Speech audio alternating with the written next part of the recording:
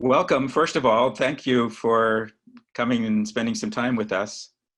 Uh, just for everyone's information, we had invited all three candidates. Sara was unable to attend. In fact, she has another event which is going on this evening that we learned of later.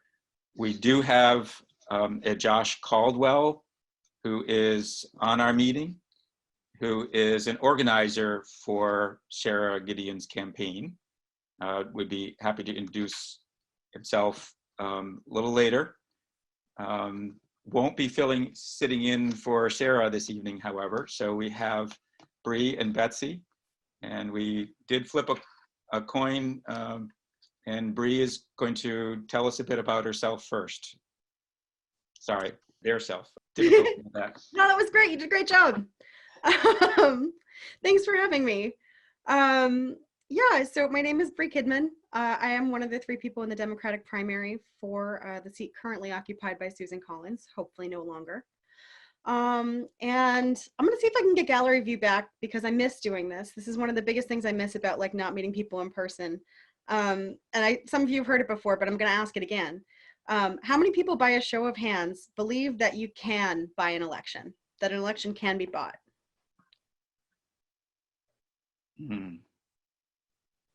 That's a pretty good number of hands. Let me get to the second page. There's like a lot of people in here. Yeah, it's a good number. How many people in here think that an election should be bought by a show of hands?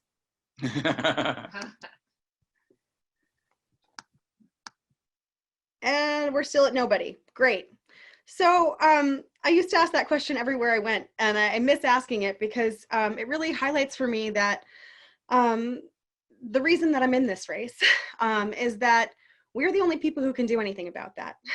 The power structures that already exist don't have an interest in doing anything about it because that problem is profitable, and it makes it easy to kind of control how we think about things. If we accept that money is part of politics and that you can buy an election regardless of what anybody thinks about it, it leads us to accept a lot of other things about our government that we might not otherwise find acceptable. You know, a quote that I love is that government depends on, I'm paraphrasing this, the consent of the governed.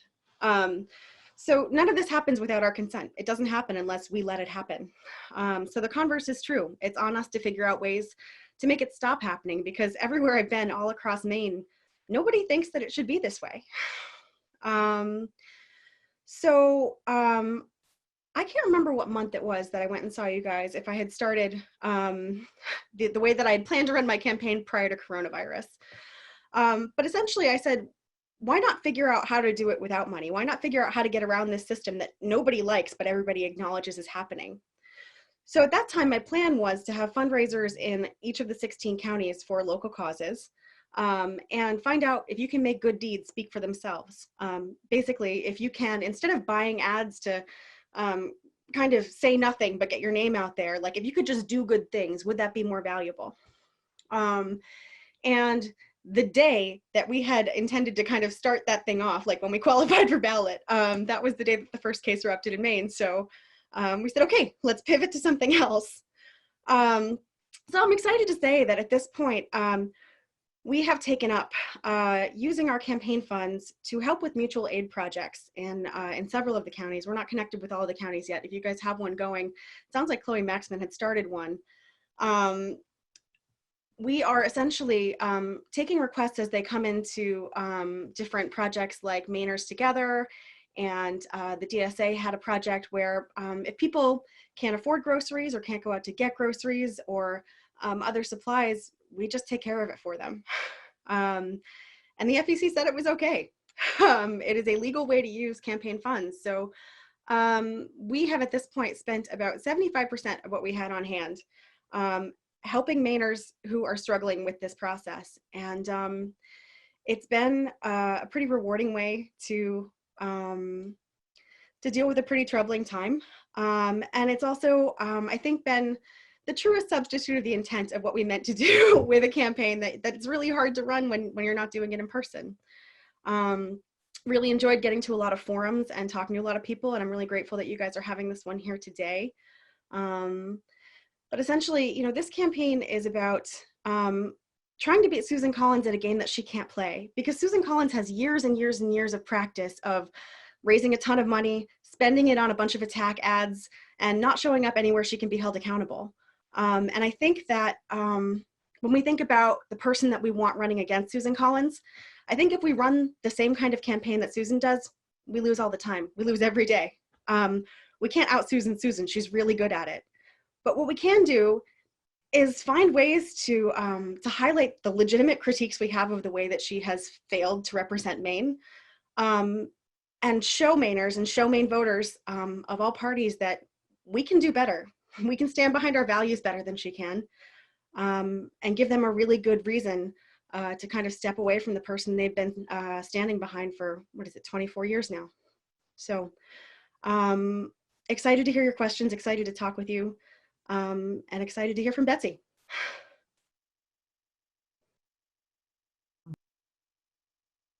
All right. Betsy, we'll give you about 5 minutes as well.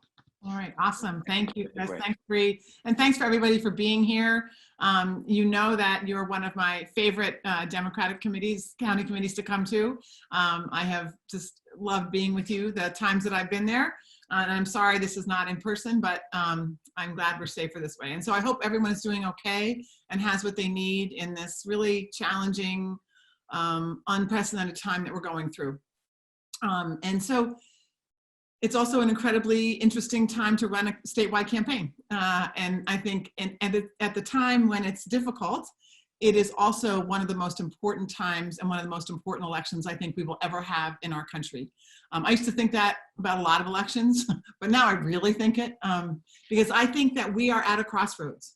As a country, we are at a crossroads, and we have this incredible pandemic, this incredible crisis, this incredible economic collapse, and we're gonna have to decide which way to go. I heard Susan Collins just the other day say, I can't wait till we get back to normal. Well, I don't wanna go back to normal. Normal was very broken. The foundations of our democracy, of our economy, of our political system are crumbling. And many, many people, thousands and millions of people are hurting. And we have an opportunity now to make different choices. And we have to elect leaders who wanna do that. When we have a lawless president, we have the millionaires and the billionaires calling the shots in Washington, and a senator who goes along to get along with her party leadership, it's time for a change. And I think we need to elect leaders who have both the courage and the spine to stand up to our own party leadership as well as the other side, and to say, enough. We have got to do this differently. And I think that's a choice we have to make in this election. And so for me, many of you know, and many of you heard me say this, but as the youngest of 5 kids, my dad always said to us, you kids leave a place better than you found it, always. So he meant sweep the floors and make the bed. I thought he meant change the world. So that's how I got started in politics. And so, and I know so many of you know, and I'm not gonna spend much time, but I worked on knocking doors on the Equal Rights Amendment, and with the Maine Women's Lobby, raising the minimum wage, and at the Commission for Women, writing the first Family Medical Leave Act in the country that then became the model for the national legislation, not because it was part of some cool agenda, but because I was meeting people in Maine who were losing their jobs or had the threat of losing their jobs because they had to stay home and take care of a loved one, whether it was a spouse or a parent or a child. And that didn't match Maine values. That's not who we are. That's not what any Mainer thinks. And so I think our government has a responsibility to match who we are and to advocate and enact the things that we need. But all of those things, and even when we did, and I think you all know that I worked and helped write the first Clean Elections Act in the country here in Maine, to do precisely what Bree was talking about, which is get money out of politics. Because it is the rotting core of our democracy. We don't hold elections anymore, we hold auctions. And auctions go to the highest bidder.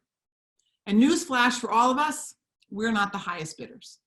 So if we want to know why we don't have healthcare for everybody, if we want to know why no one's taking the fact that the Gulf of Maine and the rest of the world is on fire and it's ruining our economy and our natural resources industries, if we want to know why those things aren't happening, it's exactly because how they're funded. It's the money, the billions of dollars that are being put in the pockets of politicians by insurance companies, pharmaceutical companies, fossil fuel companies. And you and I know this. We see it, we feel it, and yet so many of us feel powerless to do it. And I think it's really important now that we actually have this window. So as hard as COVID is, it gives us a window to say, wait a minute, let's do this differently. Let's take healthcare, right? 40 million Americans have lost their jobs. That means 40 million Americans have also lost their healthcare. I don't think tying insurance to employment was ever a good idea. But now it's really clear that it's a bad idea. And there's 40 million more people who are on our side about this. So this is a moment we can open that door and take things that people said were impossible and make them possible. But we're only going to do it with leaders who are ready to go forward and ready to stand up and say, yes, there is a new way. We are going to do this. And as I have said, and Cuomo said it, you know, this is a time for us not just to reopen America, but to reimagine America, of what we can do, of who we can be. That's what this election is about. And I think, you know, I was telling Chris and Bree that today was my twins' baccalaureate. Both my twins have graduated from college virtually, but Cory Booker spoke and at her baccalaureate this afternoon. And he was awesome, as always. He's such a great orator. But he said, you know what? He said, it's really the Viktor Frankl quote. Between stimulus and response, there's a pause. And in that pause is when we make the decisions about how we're going to move forward. And I think that that's where we are right now. We get to decide, how are we going to change the president? How are we going to change who represents us in the Senate? To put forward those very bold ideas that aren't just good ideas or interesting ideas, but are the very ones that are saving our country now in this pandemic, and that will be the ones that are going to carry us out of this economic recession. So let me stop there. I can't wait to answer your questions and be in conversation with you. And again, I'm so grateful for you showing. The other thing Cory Booker said was the most important thing is to show up, always. And so I want to thank all of you for showing up. And it's huge and it's really important. So thank you for that. Okay, and so to everyone, if you can send your questions to me via chat, I will coalesce them and ask them of the candidates. And we'll alternate who goes first in answering. And so I have a question just to kick things off here quickly, and we'll start with Bree. What are 3 things that you would do differently from Susan Collins? Yeah, so the first one I'm already doing. I'm not taking any PAC money. No PACs, not just corporate PACs, no PACs with better sounding names where corporate PAC money is hidden.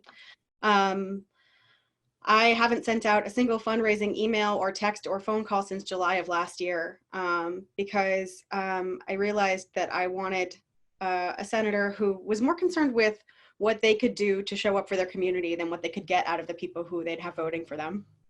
That's one. 2, and this one I probably should have said first, actually, come to think of it, because this is kind of how I came to this race. I would have a much stronger constituent services team.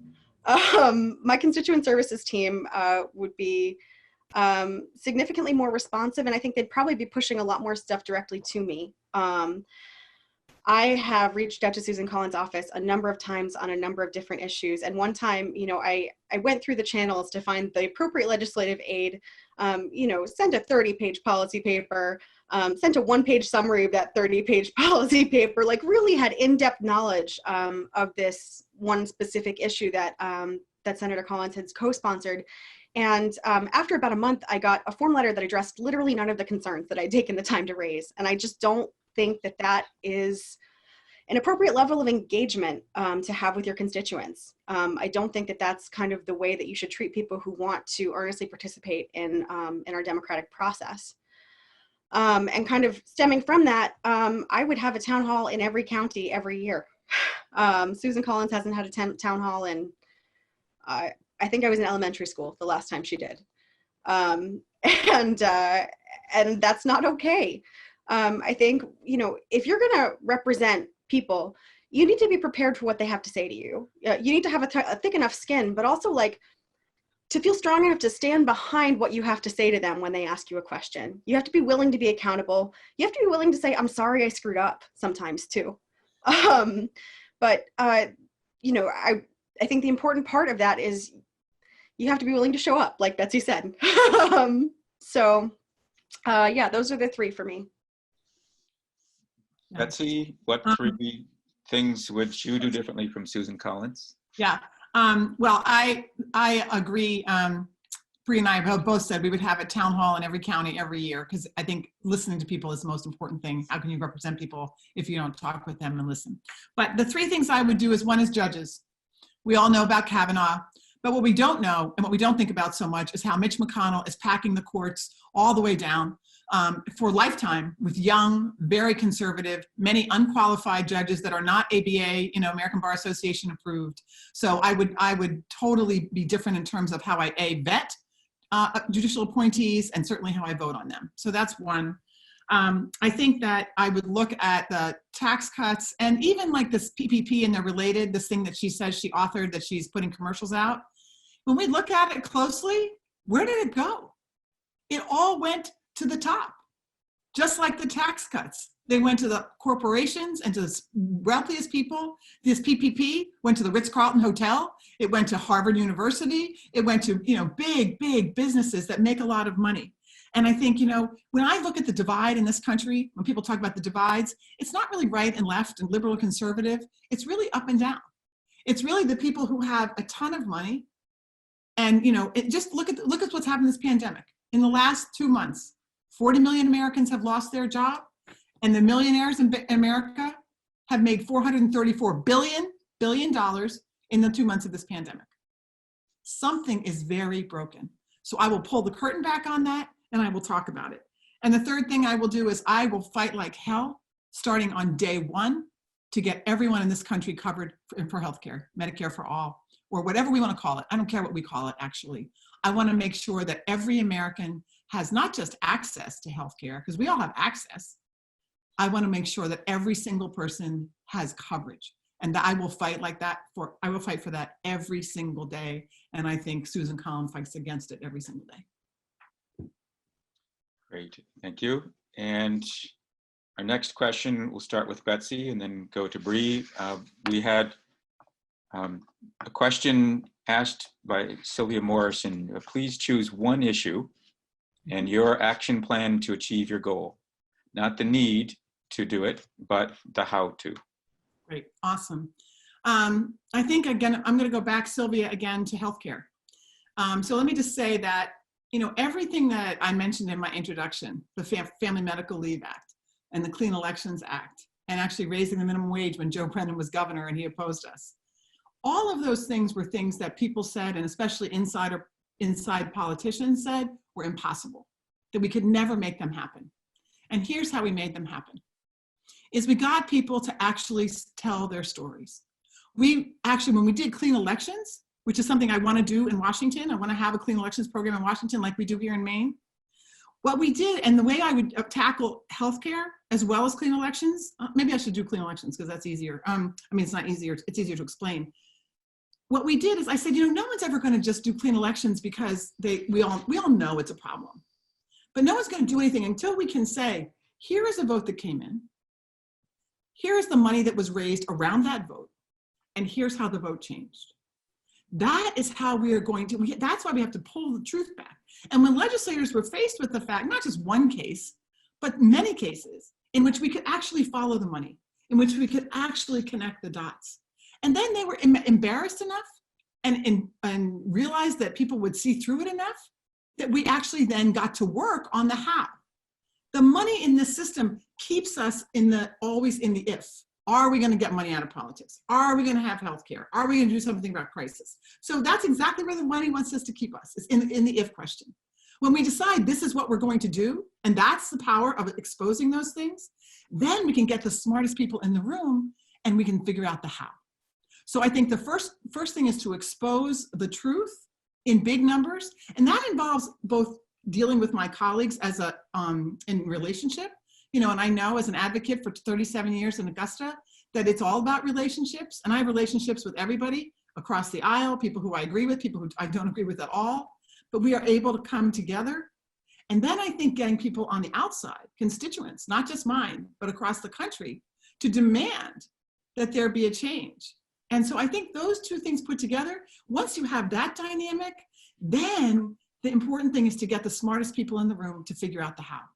And I think we have some incredibly smart people. I have a woman who's a former insurance executive for New England here who really wants to do Medicare for all. I think we have to have doctors involved, consumers involved, and we sit down and we figure out the hard, messy part of the how. And once we can figure out the how, or the biggest parts of the how, then we paint that picture for the American people to understand so they get behind us, and the millions of dollars that will be spent to try and scare people away from this, we can counteract. Okay. Thank you. Bree, please choose one issue and your action plan to achieve your goal. Not the need to do it, but the how to. Yeah, so I'm a procedure nerd. I like looking at the rules and figuring out how to best use them to advantage. That's probably why I'm a criminal defense attorney. But that's also why I'm running the campaign the way that I am. So my goal is to essentially change the culture of our legislative bodies. And when I say change the culture, what I mean is make it normal to require more from our elected officials and candidates than to just raise a bunch of money and say a bunch of stuff. You know, I want people to be doing good and showing how they're going to show up. Like, show, don't tell, actions speak louder than words. And so running the campaign this way shows that it's possible. You know, if I win doing the campaign in this way, what I'll have done is planted a seed, because this race is big news. This race is big national news. So people will know all of a sudden, oh my God, here's somebody who didn't raise any money at all, and they did a thing that worked. So assuming that that happens, you know, and I will grant that it's a long shot, but if that's the thing that happens, right, where I go from there is looking at the rules of procedure and the different committees and the ways that I can use whatever positions I wind up in to my greatest advantage. So one committee that I've thought a lot about, and I almost hesitate to say it out loud because I have this feeling like if I say a committee and I actually win this thing, I won't actually get that committee because I've said so much about Chuck Schumer. But you know, the committee that I actually am most fascinated with is one that recently an article came out about nobody wanting to be on it. I would like to be on Senate Ethics. Nobody wants to be on Senate Ethics because you're investigating your colleagues, but that's exactly where I want to be. I want to take a look at what everybody's doing. I want to take a look at where everybody is getting their benefits from, because you see all these people whose net worth doubles and triples and, you know, exponentially increases over their years in the Senate, but they're not doing that on a senator's salary. Like, where's that coming from? Mm-hmm. And so I think by exposing the roots of things, digging deep into the roots of things, and then taking that into things like, there was a piece in Rolling Stone ages ago when Bernie Sanders was still in the House about amendments, and about kind of how if you sit there the longest in the back of the room and make the most noise, eventually you get an amendment that turns a bill that could be awful into a law that actually does something kind of useful in a way that people aren't paying attention to. Like, I would like to see shorter bills, and I would advocate strongly against, you know, those massive multi-thousand-page omnibus bills. That said, I want to look at every piece of legislation that's presented to me, think about who gets left behind, and be that person who's sitting back in the back of the room, you know, waiting for the committee to talk through it until they have no choice but to call on me, and slip that amendment in because they're tired of hearing from me. Essentially, this is awful. I'm going to be a tattletale nuisance until we fix things, is the how. No, it's true. Using procedure to its greatest advantage, and finding the truth, and just kind of bearing down until we get there. Can I say one thing too, Chris? You know, Cory Booker, I was reminded by about his speech when he came to Maine. I don't know if any came to see him when he came to Maine when he was running for president. But you know, he said this thing, and then someone told me it's from Martin Luther King. But regardless, he talked about leaders as either being thermometers or thermostats. And thermometer candidates and thermometer leaders are people who do this, who say, where is everybody? Okay, what's the temperature? Let's take a poll. Let's find out where everybody is. And they never move 1 inch beyond where the people are. So you're just riding the wave where people are. That's not, and then there's the thermostat leaders. And thermostat leaders who say, this is the direction we need to go. We're in trouble. This is broken. Here's an idea. Here's how we should go. And here's the goal. And now let's get there. And let's organize, and let's figure out, and let's talk to our colleagues, and let's figure out the how. I think it's time for thermometer candidates. And I think that, thermostat candidates. And I think that thermometer candidates have been the norm.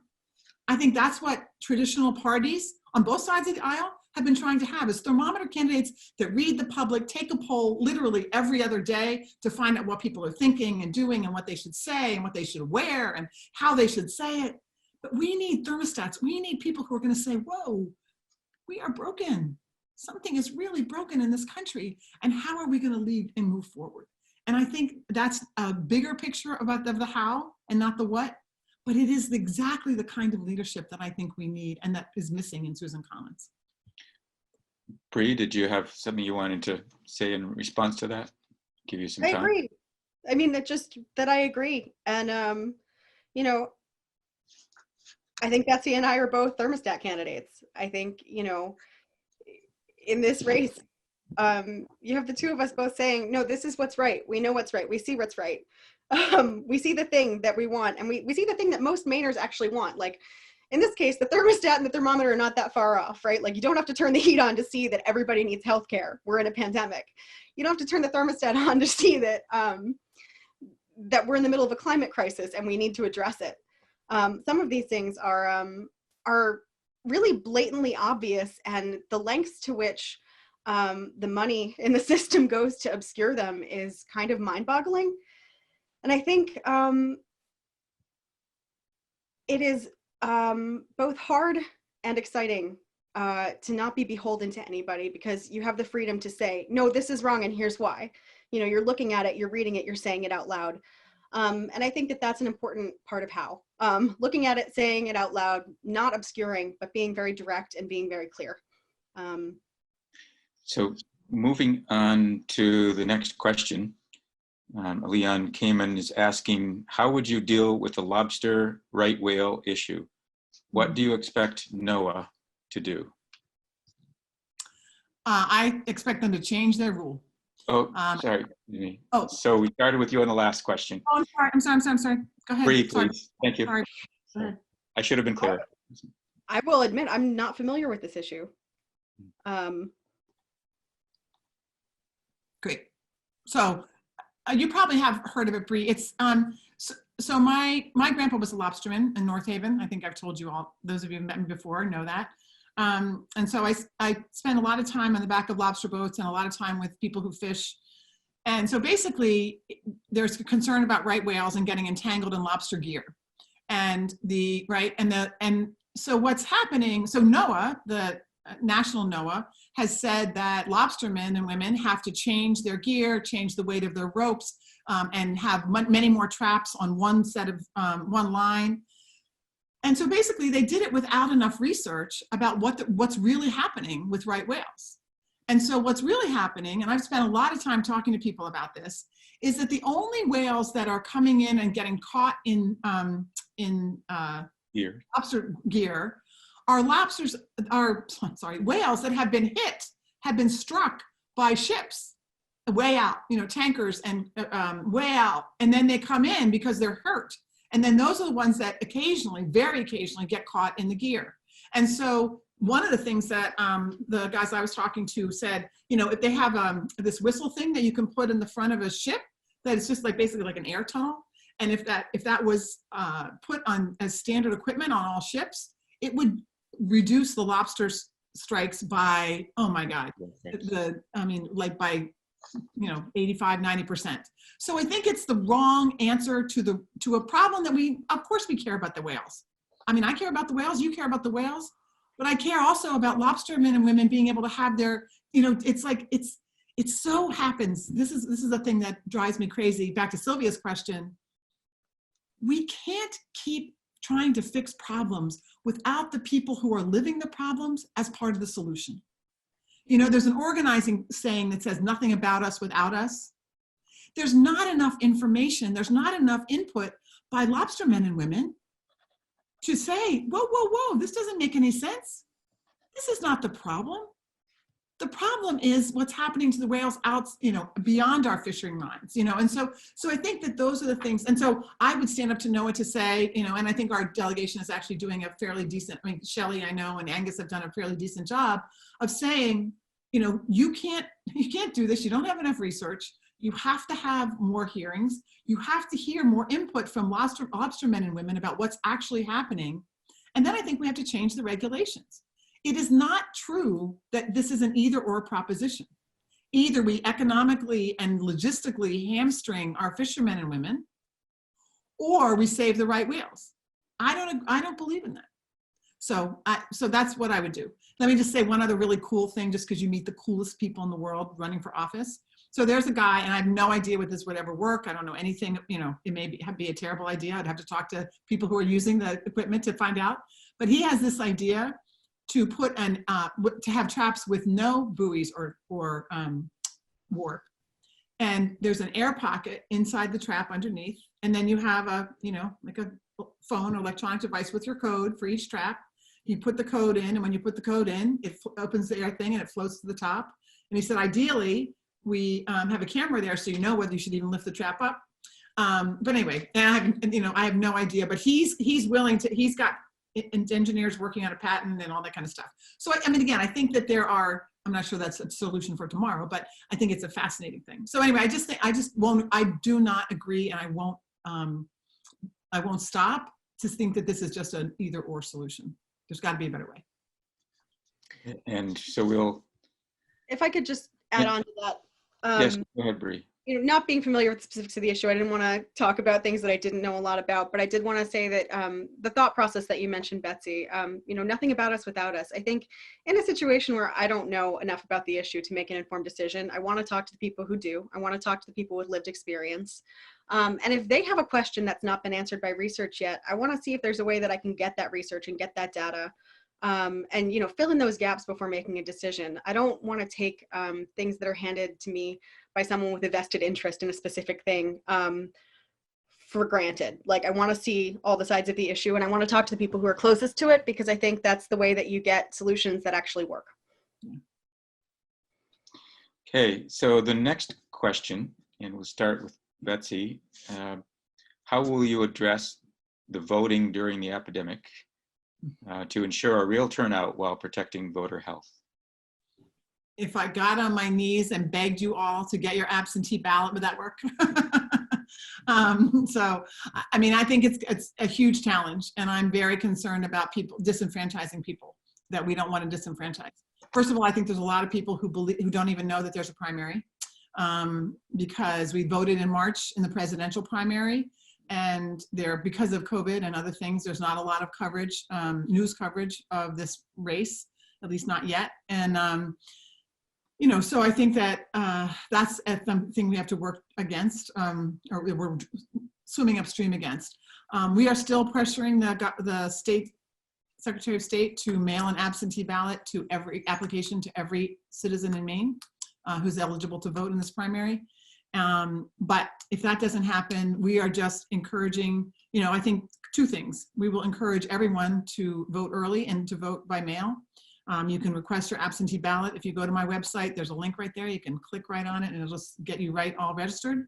But also on the day of, when people are going to be able to go to the polls, to make sure that we have social distancing, to make sure that our polling places, unlike in Wisconsin, are safe and are taken care of, and are, you know, people have all the equipment that they need. So I think those are the two things that we can do. I think sadly, this is going to be one of the lowest turnout elections in Maine history. And I think we have to all talk to each other, get ourselves each 10 voting buddies to make sure that they either get their absentee ballot request in or actually go to the polls in a safe way with their masks and their gloves and go do their civic duty. So ideally, we would have vote by mail. Oregon just had their election and they've been doing vote by mail for 20 years. So, I mean, it's definitely doable. And I think we have to make sure that we encourage people as much as possible. And again, I would love to get a ballot sent to everyone who's eligible. Bree, how would you address voting during the pandemic to ensure a real turnout while protecting voter health? Yeah, so every text message, every email I send is signed with the link to request your absentee ballot. I mean, you know, it's in everything that I say to anybody at this point. June 14th, make sure you request it early. But I think, you know, candidly, I'm worried about vote by mail, especially where the funding of the post office is kind of in jeopardy, and the future of the post office is in jeopardy. And, you know, we're dealing with a lot of kind of staffing concerns and things like that. Like, I'm afraid the ballots won't get to people in time. I'm afraid they won't get it back in time. That's a worry that I don't necessarily have an answer yet for, but it's one that I'm going to say out loud because it's there, it exists. But that worry also competes with the idea that most of the people who typically volunteer to be poll workers are very high risk. And so the idea of having you know, a lot of people turning out for in-person elections is somewhat challenging when, you know, we don't know if we're going to have enough people to staff the polling places. So it's tough to say who would be guaranteed to be lower risk. Like, we don't know enough about this pandemic to know like who can safely volunteer at a poll in a lot of cases. But I think as that information emerges, and I'm hopeful that we'll get some answers as the next couple months unfold, and encouraging people who might not necessarily be your typical poll volunteer to step up and to protect your neighbors who might be higher risk if they were to do the civic duty that they do year after year.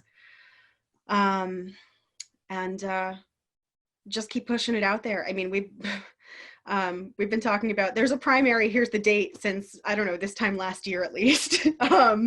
The press wants to ignore the fact that there's a primary a lot of the time, but I think I'm hopeful that it's going to pick up. Thank you, Bree. And I'll just send a quick note to everybody. Ballots are available June 14th if everything's on schedule for absentee ballots, and voting and returning those by July 14th. Yeah. And you can request them now. You can request them now. You'll just get them mailed to you June 14th. Right. So right. Them time now. Yeah. Yep. Awesome. Okay. And so next we have, a question about the climate crisis. So starting with Bree, please discuss your plan to reverse the climate crisis. Yeah. So, I want to kind of push back on that question because I don't necessarily think that we can reverse the climate crisis. I think that we're at a stage right now where we have to focus on slowing down the climate crisis. I think the climate crisis has already come. It's already here. It's already happening. We're already living it. And so where we're at now is mitigating the damage and trying to flatten the curve of climate. I think that, you know, that's the framework that I've been looking at it through. You know, while I'd love to see a reversal, I think we have to focus on slowing it down first, because even with COVID-19, what did we see? Was it a 17% drop?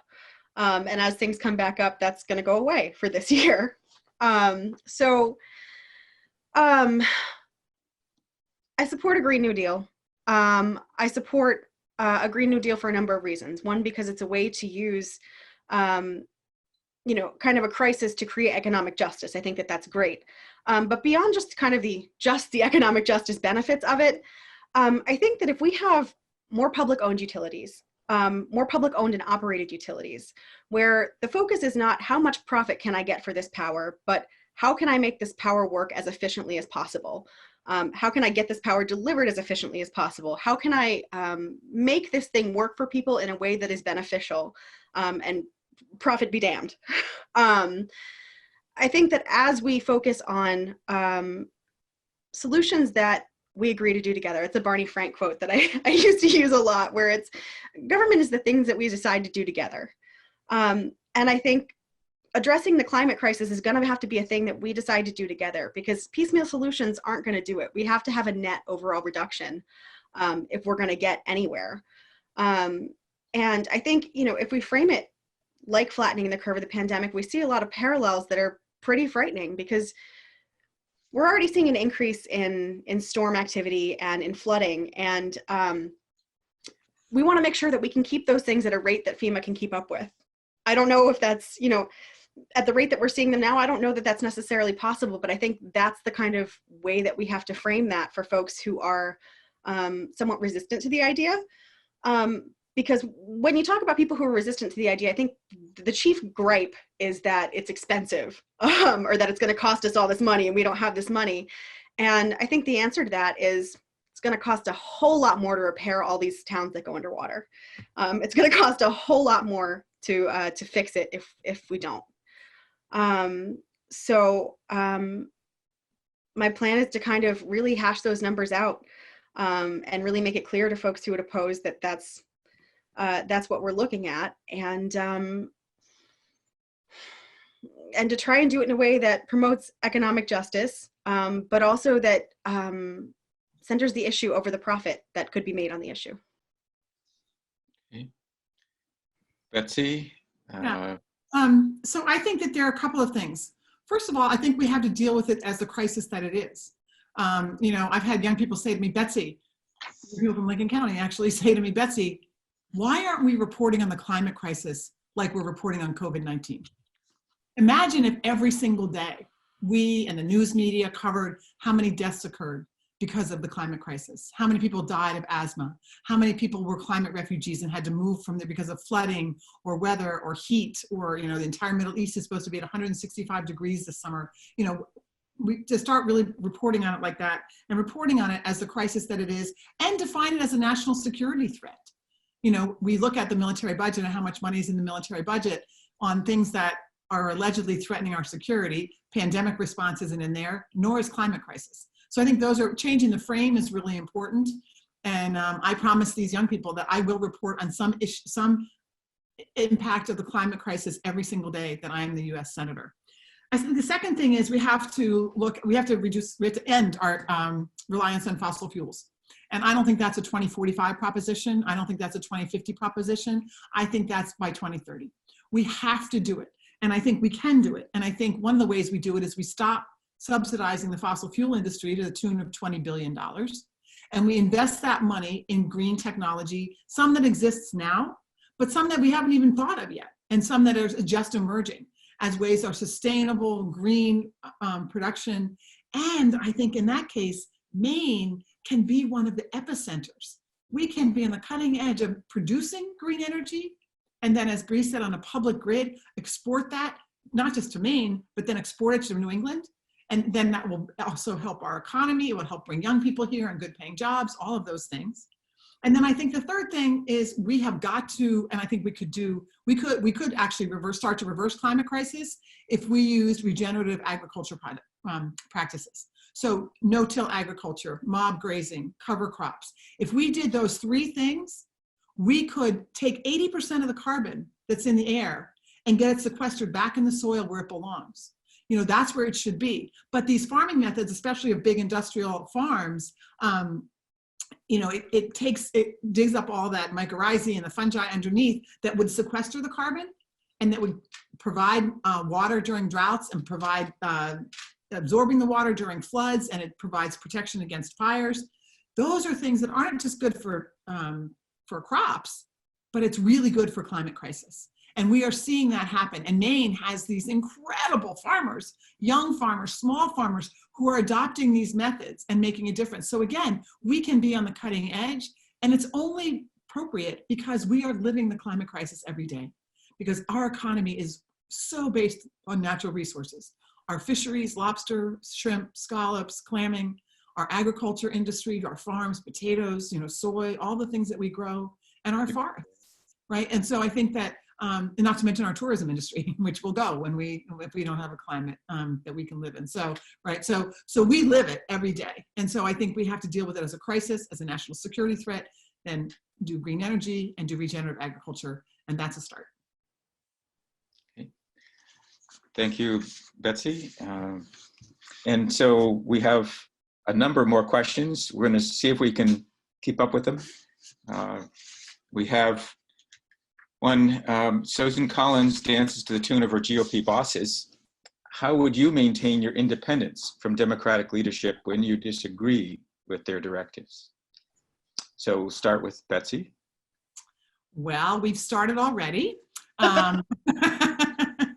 As you know, in this race, the National Democratic leadership and the Democratic Senate Campaign Committee has not just put their thumb on the scale, but has put their entire full body weight on the scale, and has been helping and working to elect the candidate that they think is going to win, which is awesome. I mean, I don't begrudge them that. They think that, you know, there is a strategy for winning, but that's what they're doing. And in order to do that and to get that kind of support, you have to agree with them and you have to be with them. And that includes not supporting a Green New Deal.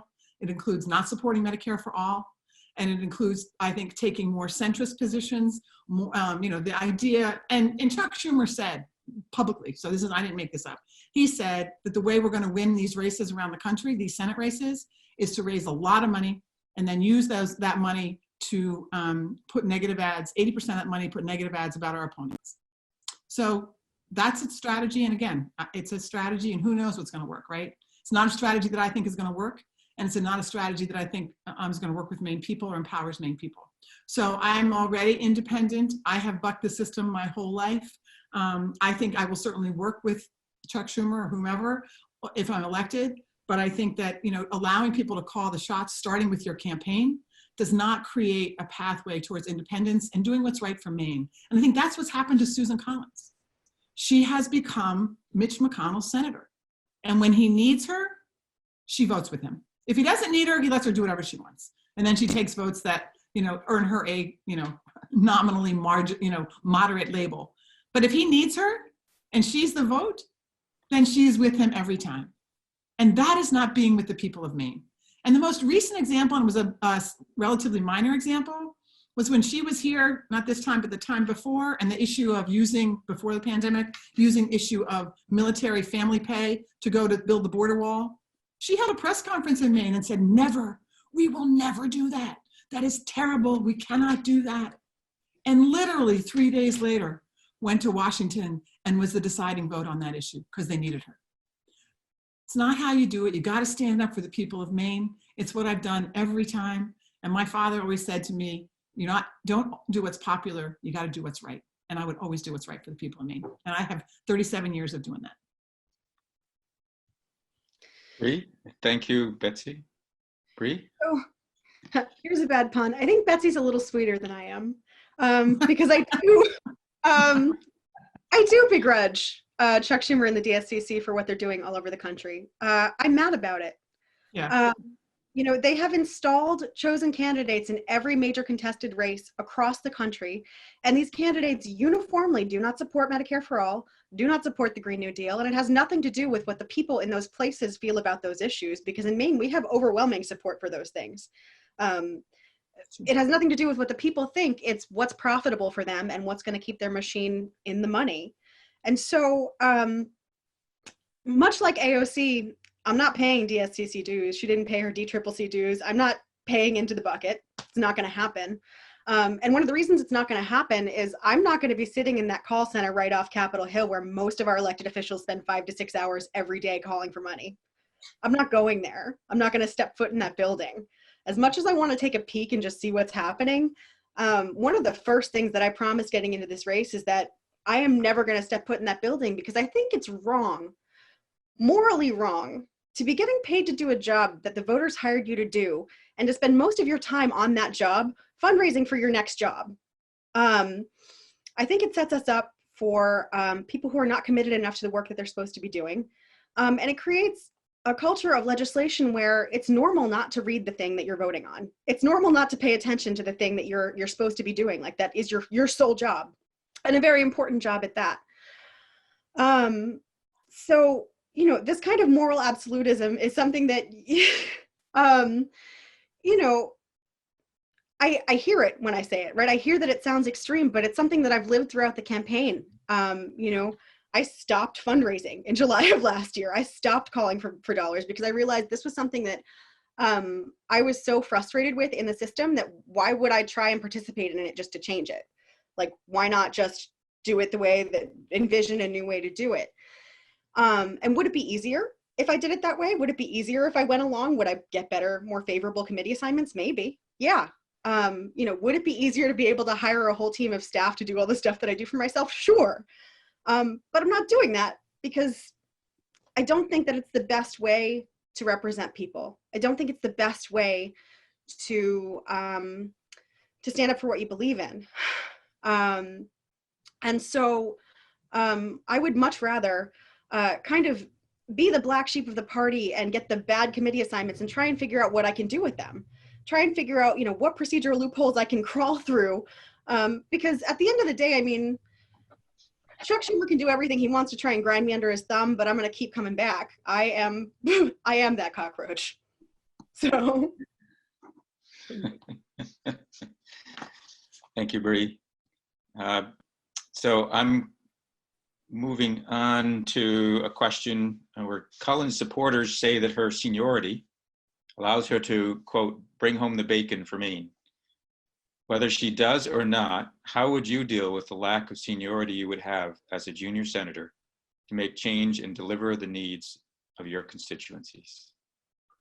And start with Bree. That was a nice segue from the last one for me, actually, right? Because, no, I mean, I won't have seniority. I won't be the establishment's favorite because I'm not doing the things that you would normally do to get ahead in the party. And also, I don't necessarily see that as a detriment.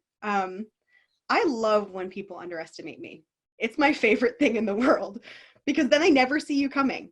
If they think that you're going to be a nothing, a nobody, a junior senator with no plum committee assignments, when you find the loophole that gets you the thing you want in that committee, they haven't paid enough attention to it to get anywhere to stop you. So I am excited at the prospect of having kind of a lesser role in figuring out what I can do with it. I think that's what I've done in this race, kind of being the candidate that's a footnote with no money. But, popping up here and there and sticking out even throughout, a millionaire coming in and out of the race and getting way more press for those, 4 months or whatever that he was here. That's what I do. I take the underdog and make it into a win.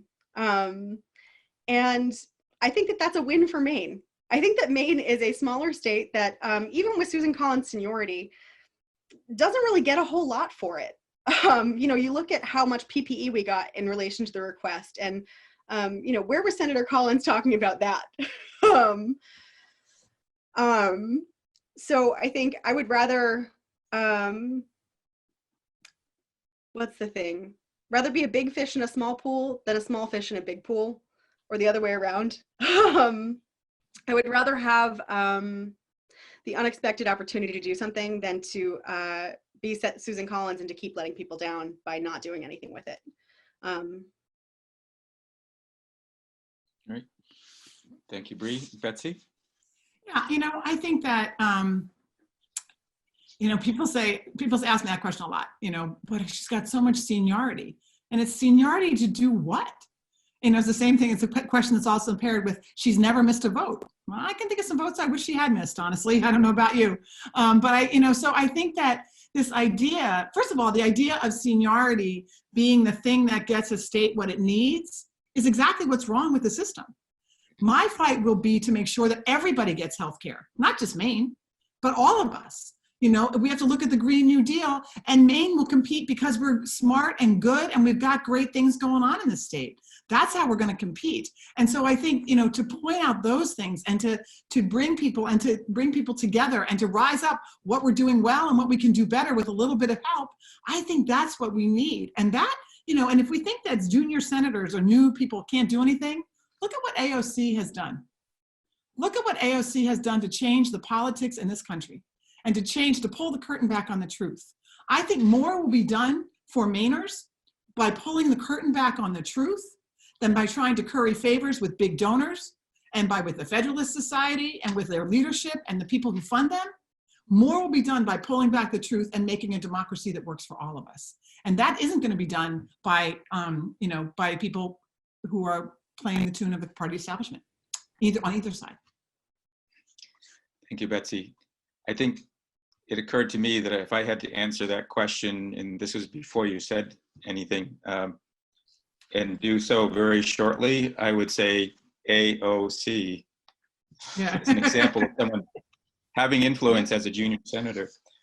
Absolutely. So the next question, Below some comments, which is interesting to see all these happening.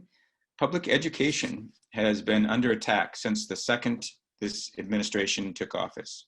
Yes. As Betsy stated, we do not want to go back to normal. In what ways do you intend on working in the Senate to safeguard public education for all of our children, especially the most vulnerable populations? And how committed are you to showing up for our students at home and throughout the nation? Betsy?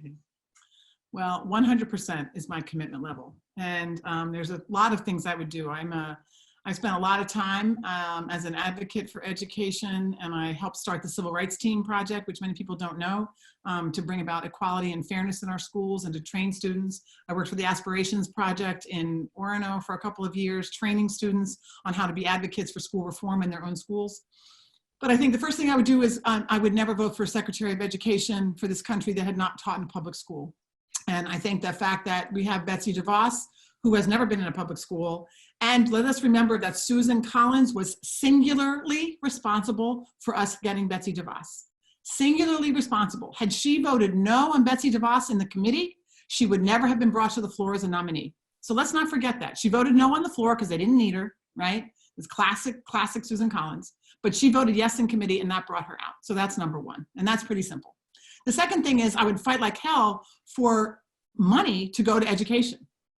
We spend more right now on fossil fuel subsidies than we do on the entire funding for education in this country. And we have got to change the funding formula so that a child's quality of their education is not dependent on the zip code they live in. One of the things traveling around the state is it's appalling to see the difference, not just in the physical buildings, although that's appalling too, but of what we have from, you go to Falmouth that has a Taj Mahal that, which is awesome. It's great for those kids. But then you go to some of our really rural places where the buildings are falling down, where we don't pay teachers enough, so really the quality of education is not okay. The third thing I would do is I would not eliminate standards, but I would eliminate standardized testing. Because standardized testing no longer measures what our kids need to know as critical thinkers, as people, we used to, education was formed to make sure that we passed information from one generation to the next, right? Well, now all the information you need is in this little thing, right? So really the education is about how do we use that information? How do we learn to work together? How do we take that information critically and then apply it to the intractable problems of our time? That's what education has to be. And so I think those are the things we have to change. We have to change the formula, and that includes state issues, but it also includes federal issues and federal resources. It's appalling to me. Think about it. We have every school in America in the last 2 months trying to figure out how to do social distance technology learning. And besides the problems with broadband, so a lot of people don't even have it, right? Can't even do distance learning. But, trying to figure it out, trying to make it work, trying to have resources, all that. Betsy DeVos has not said one word about this. The only thing she's done in this time is undo the Title IX regulations that brought about equality and kept schools from having to report on sexual assault cases. That's what she's done during this pandemic. So that's got to change. And then the last thing I want to say is I 100% support universal pre-K and free college. We have got to have a system. Our education system was free to the 8th grade when we were an agricultural society. When we became an industrial society and people needed to have education through high school, we decided to pay for education through high school. Well, now we need people to have technical degrees and college degrees, and so we need to pay for that through those. As I said, I came from my daughter's baccalaureate. I have twins who just graduated. I have a daughter who graduated 4 years ago. College debt is very real. And it is not only a problem, a noose around their necks, it's a noose around our entire economy. So I think that's a lot of things about education, but I am passionate about education. It is the foundation. My mother was a teacher. My dad was trained as a teacher and left because he couldn't afford it. And so I couldn't afford to be a teacher. So I had to have 2 teachers. So anyway, so that's my passion about it. And I will be, and in terms of actual policy reform and what we should do in the details, I'm going to ask teachers. I'm going to ask students. That's who should be directing our education reform, not corporations. Thank you, Betsy. Bree? So what was the phrasing of the question? I want to make sure that Let me read it again quickly. Public education has been under attack since the second this administration took office. As Betsy stated, we do not want to go back to, quote, normal. In what ways do you intend on working in the Senate to safeguard public education for all of our children, especially the most vulnerable populations? And how committed are you to showing up for our students at home and throughout the nation? I was hoping that there was something in that question that Betsy hadn't covered, and there's not much. You know, I think her answer was absolutely spectacular. I think if I were to add anything to it, it would be a thought about my sister, who is 16 and who is chronically ill, and who is having a lot of trouble with distance learning, because there are a lot of expectations put on her to have kind of a normal day, you know, while sitting in front of a computer 4 hours a day, and then also still having 3 hours of homework. I think, and I'm not entirely sure how this would be implemented, but I think, you know, and it would certainly be something to talk to teachers about, but I think we need to look at differentiation in our standards. Right now, our educational standards are so rigid and so, you know, there's so much to do with content, really. It's not about how you think or how well you can kind of process through things or how you can access more knowledge, but it's about, you know, do you know X, Y, Z? And I think not everybody benefits from knowing X, Y, Z. People benefit from learning things in different modes, and people benefit from focusing in on different things. And so I think a thing that I would like to see would be finding ways to create educational standards that focus more on the does this make you better prepared for life, and less on do you know this one specific fact. But beyond that, I mean, again, I'll reiterate, Betsy's answer was fantastic. She really covered all of the bases that I would have gotten to. So. Great. Thank you, Bree. So I have an interesting question next, which I had to do a little looking myself to find out about this. So, you know, it's possibly you wouldn't be familiar, but it's what your thoughts are on the new research facility, ROUX Institute, ROUX Institute. It is described as at Northeast University, is designed to educate generations of talent for the digital and life sciences sectors and drive sustained economic growth in Portland, the state of Maine, and northern New England. Bree? I'm pulling it up. I had not heard about the ROUX Institute. Okay,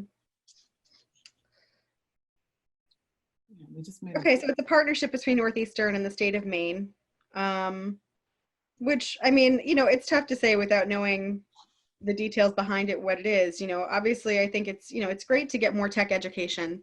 It's great to get more education for the world as it changes. You know, I think a lot of your standard degrees don't really prepare you for much more than how to think, which I know is important. I just said it was important.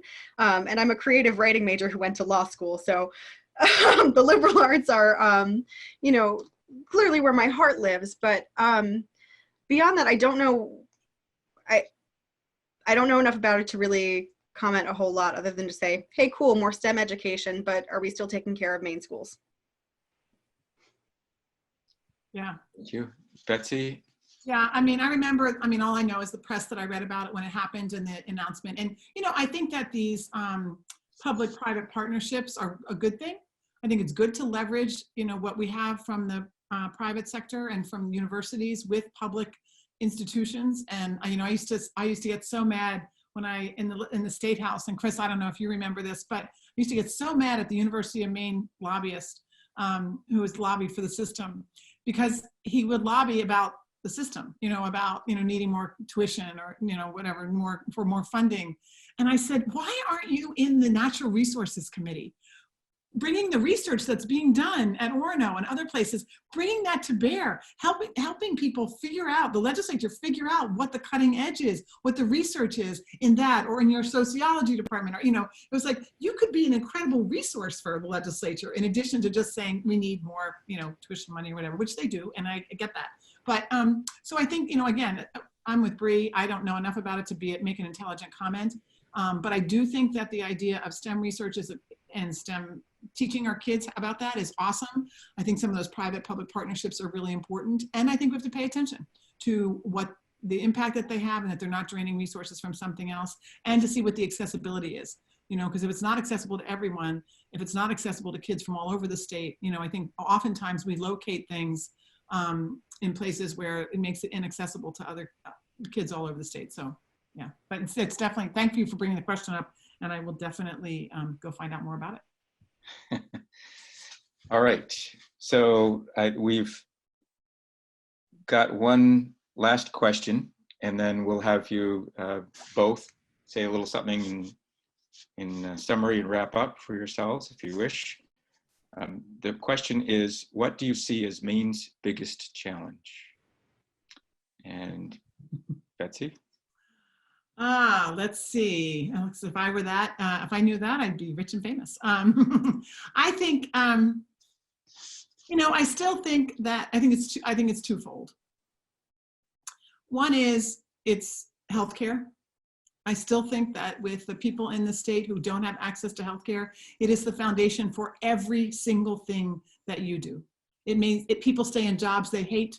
Entrepreneurs that we have in spades in the state don't start businesses because they don't have healthcare. People are getting sick and dying because they don't get care. We don't get primary care. So we have chronic disease is 40% of our diseases are preventable here in Maine, and the cost of that is incredible. So I still think that's the #1 challenge that we have, and it's directly related to our economy. And so the question is creating a regionalized, stable economy that pays jobs that you can live on the salary of one job, not having to have 3 jobs to make ends meet. And to do that in ways, I think the Green New Deal is a path forward for us that is an incredible opportunity. And I think it's taking advantage of those smart things. And all of this is, to me, 2 things, which is thinking outside the box. We have to be innovative. We have to be creative. We can't do the same old, same old. And as I said, we can't go backwards. And I think the second thing is I think we have to tend to our spirit. I think we are hurting. I think we were hurting before this pandemic, and I think we are hurting now. And I think the ways that we can connect with each other in community and caring about each other and staying connected, not just when we have to deliver food to people who don't have it, but when we really care about each other and make sure that the policies that we create or we enact or we think about the impact they have on all of our citizens and neighbors. To me, that's a really important piece of what we have to deal with as a state. Thank you, Betsy. Bree? So the one biggest problem is a tough one to find, but I think that it is the same biggest problem that is kind of the biggest problem in the country, and that's magnified a little bit in Maine, because I think Maine has a long tradition of being kind of a congenial place. We're straight shooters. We're nice to our neighbors. You know, we show up for things. We hunker down in the winter. Like, we're good, honest, no BS people. I think that's how I view Maine. And I think, you know, in the last few years, particularly kind of at an accelerated rate, but really, I mean, I think it's probably, you know, more like maybe 10, 15 years. Kind of the greater culture of this country has become more adversarial, more agnostic to facts, more likely to obscure to get your way, or to hoard resources, or to kind of concentrate profit, and less about let's get this done together. I think the culture of Maine, the kind of let's get this done together vibe, to use a millennial term, is threatened by kind of the way that the world is turning. I think, you know, we even see a little bit of that in Susan Collins, right? Because like Susan Collins started out as this kind of like bipartisan figure who, you know, who cared about the truth and doing the right thing, and everybody should have the same access to their government, and kind of became cynical and corrupted as Washington no longer had a place for people like that. And I think my fear is that Maine will mirror that in a way, like as the country no longer has places for, you know, a purple state like Maine has been. you know, our ability to kind of coexist and work together and be straight shooters and fair dealers will be impacted. I think it's a problem on a national scale, and I think that Maine has stayed out of it for a while, and I'm hopeful that we'll be able to kind of pull back from it and away from kind of that that larger toxic culture. Thank you, Bree. So I'm gonna set 3 minutes for your closings. And I guess I'll just send you a quick 3, 2, or 2, 1 in time notice. But so if you want to begin first, Bree, your closing comments. Are you using the hand signal or the chat? Where should I look? Oh, so I will send on the chat. Okay. Would you rather have fingers? I'll give you. I don't know. Look at the chat because I'll be able to see, because it does the spotlight thing. Okay. So thank you all for your thoughtful questions. I am looking forward to reading more about the right whale and lobster issue, and about the institute that I've put in my phone already. I think it's important to admit when I don't know enough about something to talk about it intelligently, because I think it's also important to highlight that I will talk to people who do know and people who are close to it. At the end of the day, you have some really good choices to replace Susan Collins. And my hope is that you pick me. And my hope is that you pick me first. But I say that because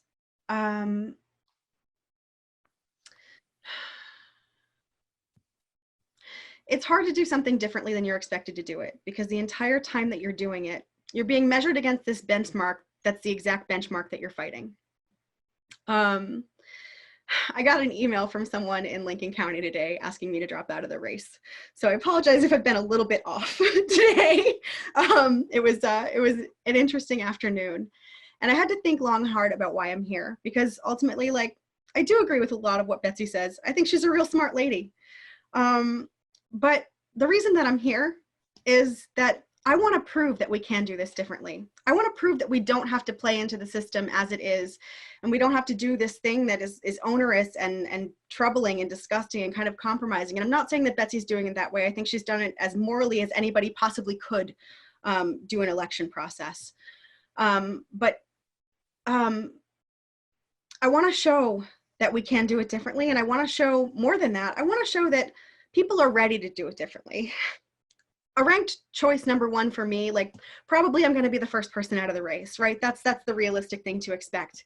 But if that number is 10, then that's 10% of Mainers who saw this different way to do it, agreed that it's time to do it differently, and who can be brought in for the next time that we want to do it differently, for the next person who runs like this. I think it builds a movement. It's not just a campaign, it's a movement. It's a way to change the system that I don't think anybody thinks is working very well. So that's what I'm here for. That's what I'm staying in for. And I thank you for having me. I thank you for asking me these questions. I thank you for having these forums, and I thank you for engaging in this process, because I think a lot of people are really jaded right now, and it's heartening to see that so many people still show up. Thank you, Bree. And with 16 seconds left. All right, let me start the timer again here. Ready, Betsy, go ahead. Well, I also want to say thank you so much for showing up, for being involved, for engaging, and for caring. That is what this is about. And I think it's decision time. I want to thank Bree for staying in the race, for being in the race. I'm honored to run with her, with them, and it's an amazing opportunity, and you have awesome ideas. I too think that it's decision time, and Maine has a chance to make history. We have a chance to say we are not going to send back Susan Collins to the Senate, and we are going to do that in a different way, because we are not going to accept the standard line that things are impossible. We are not going to accept that Medicare for all is impossible. We are not going to accept the bold action before 2045 is impossible. We are not going to accept that strangling our kids with college debt or education system that serves everyone is impossible. I'm tired of waiting. I'm tired of people telling us to be patient. I'm tired of people saying, let's just nibble around the edges. We are in a pandemic. We are in a crisis in our country. We are in a crisis of spirit. We can do this. And the thing that's awesome is that ranked choice voting gives us the opportunity to vote our hearts, to vote what we believe is right, to vote what we believe should be the way. And I think that when we do, we will find that what is in our hearts is also in the hearts of what most Mainers need and want across this state. And so I think that's our opportunity here. I think we can do this. And you know, I had some young kids ask me the other day, Betsy, you've been doing this work for almost 40 years. How do you stay optimistic? How do you keep doing it? How do you still get up in the morning and smile and have so much energy and enthusiasm around all this stuff? Aren't you cynical and tired? How do you do it? And I said, well, first of all, I'm definitely a glass half full person. But the thing that keeps me going every single day is that I believe in my bones, it doesn't have to be this way. We can do better. We are better than this. We are better than our toxic system right now in Maine and across the country. And we just have to lift up the amazing people and the amazing things that are happening in this state and in this country and say, that's the way. We have to be the thermostat, and we can be. And I believe when people get rid of the money in politics and they get rid of the labels and they get rid of the bullshit, and actually vote for what they think is right, that we will win. And I think that's why I think we're going to do really well. It is definitely a tortoise and hare race. I'm being outspent 20 to 1. Bree's being outspent 20 to nothing. 20 to nothing, right? 700 to 1. Oh, yeah, right. Right, exactly. She said, but I don't think that that's how we see across the country examples of which money, you know, let's not have auctions. Let's have elections. So vote your heart. I need your help. Please go to betsysweet.com, volunteer. We're making 45,000 calls a week. We need your donations, small, whatever, large, whatever they can do. And talking to your friends, writing letters to the editor, all that stuff. You know all that campaign stuff. You guys are brilliant at it.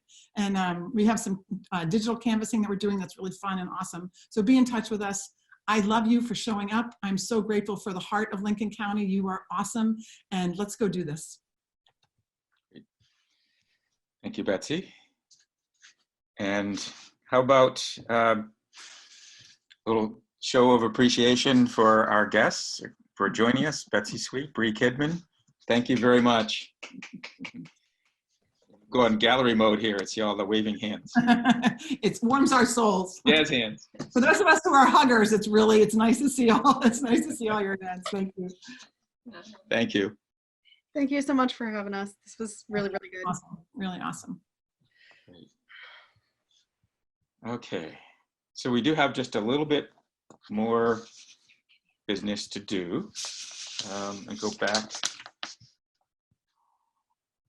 We have somewhere way back towards the beginning, Josh Caldwell. Let me unmute Josh. Hello. Okay. Go ahead, Josh. Can you hear me? Hi, folks. My name is Josh, and I am the Lincoln County organizer for Sara Gideon's campaign. First, want to thank Bree and Betsy. That was amazing, and thank the Lincoln County Democrats for having me. So I'm the organizer in Lincoln County. I cannot speak to all of the issues that Sara would have spoken to if she were here. She was at her 9th virtual town hall. There will be many more coming up, so be sure to tune into those, all with question and answer sections. But what I can do is answer any questions that folks have. I'm gonna post my phone number and my email in the chat right now. I would love any sort of communication. We're doing a lot of work to get out there and get our name out there and talk to a lot of folks in Lincoln County and organize around the issues that we believe need to be progressed. So please reach out to me if you have any questions. If you want to get involved with the campaign, I'm the person to go to. Thank you so much for having me. I'm excited to see all of those people out there. I'm sure I've called a lot of you already, but it's nice to see all of your faces. Thank you.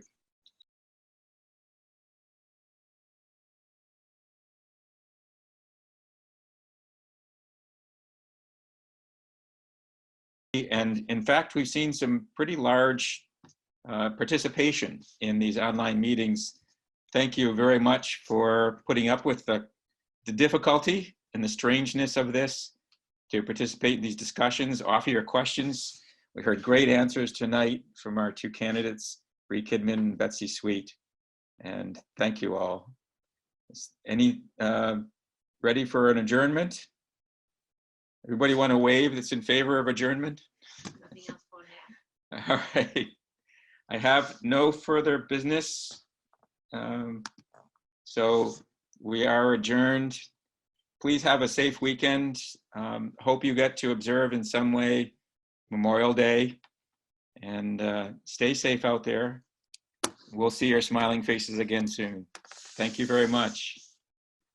Bye. Oh, and thanks to Jim and Lisa for accepting the positions, treasurer and vice chair. We really benefit from their help. Have a good evening. Bye.